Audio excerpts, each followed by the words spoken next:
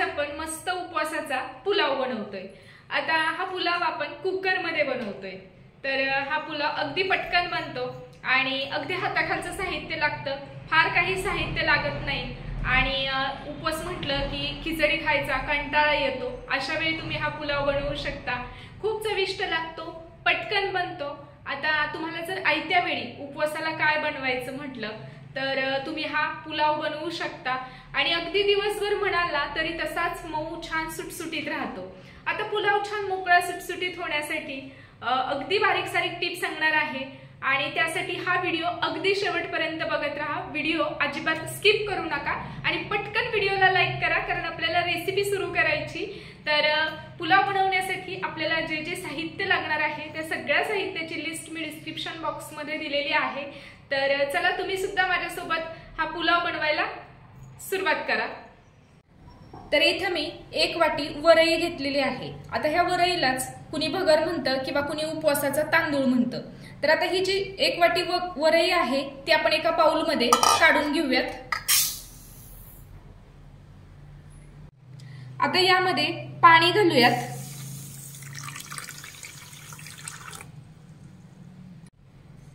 आणि 2 ते 3 वेळा हलक्या हाताने ही वरई आपण धुवून घेऊयात। ही वरई 2 ते 3 वेळा पाण्याने स्वच्छ धुवून घेतली आहे। धुतल्यानंतर यातलं सगळं पाणी काढून टाकलेलं आहे आणि आता ही जी वरई आहे ती अशीच आपण बाजूला ठेवूयात।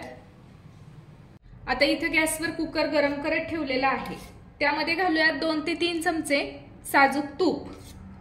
मी इथे साजूक तूप घालते, तुम्हाला तूप नसेल घालायचं तर तुम्ही उपवासाला चालणारं शेंगदाणा तेल घालू शकता।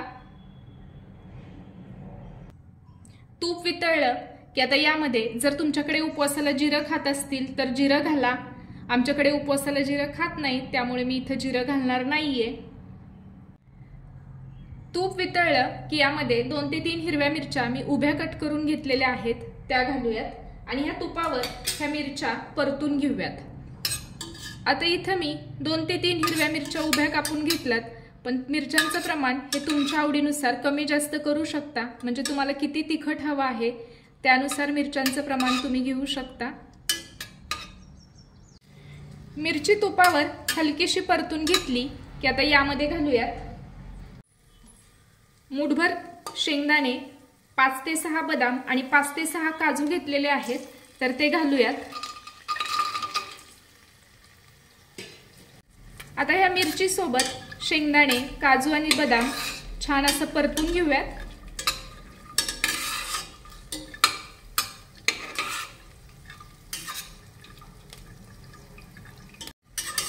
इथे आपण काजू बदाम घातलेले आहेत आणि काजू बदामामुळे पुलावला छान टेस्ट येते, पण हे ऑप्शनल आहे। तुम्हाला आवडत असेल तर घाला, नाही आवडलं तर नाही घातलं तरीही चालेल। आता हे काजू, बदाम आणि शेंगदाणे मिरची सोबत हलकेसे तुपावरती छान असे परतून घेतलेले आहेत। आता यामध्ये एक कच्चा बटाटा साल काढून त्याच्या अशा फोडी करून घेतलेल्या आहेत ते घालूयात।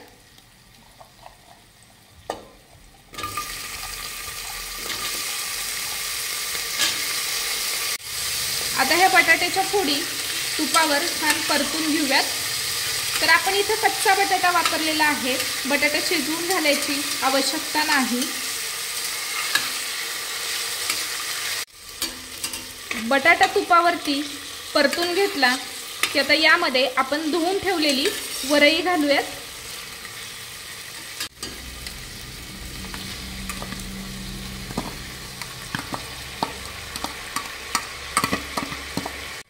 धुवून ठेवलेली वरई घालून घेतली की आता यामध्ये चवीनुसार मीठ घालूयात।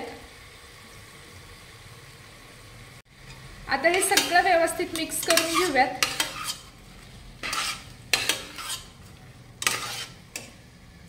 मीठ घातल्यानंतर हे सगळं व्यवस्थित मिक्स करून घेतलेलं आहे। आता ही वरई तुपावर 3 ते 4 मिनिटं छान अशी भाजून घेऊयात। वरई भाजली की मग आपला पुलाव जो आहे तो छान मोकळा होतो, त्यासाठी आपण ही तुपावर भाजून घेऊयात। वरई तुपावर सतत हलवत साधारण 3 ते 4 मिनिटं परतून घेतलेली आहे। आता यामध्ये घालूयात गरम पाणी। आपण 1 वाटी वरई घेतली होती, त्यासाठी 2.5 वाटी गरम पाणी घालूयात।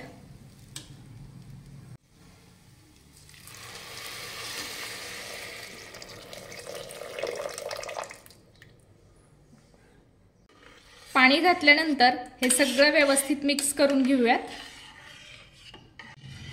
पाणी घातल्यानंतर हे सगळं व्यवस्थित मिक्स करून घेतलं की आता कुकरचं झाकण लावूयात।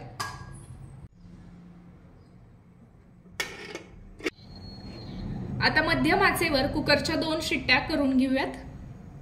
मध्यम आचेवर कुकरच्या 2 शिट्ट्या झालेल्या आहेत। आता गॅस बंद करूयात आणि कुकर पूर्ण थंड झाला की मग उघडूयात। तर आपला कुकर थंड झालेला आहे, तर उघडूयात। तर एकदम मस्त असा आपला हा पुलाव इथं झालेला आहे, तुम्ही बघू शकाल। मिक्स करून घेऊयात।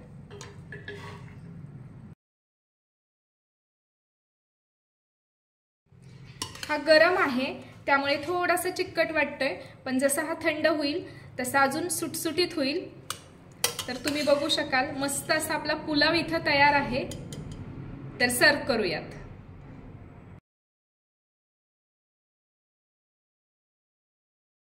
तुम्ही बघू शकाल पुलाव एकदम सुटसुटीत झालेला आहे।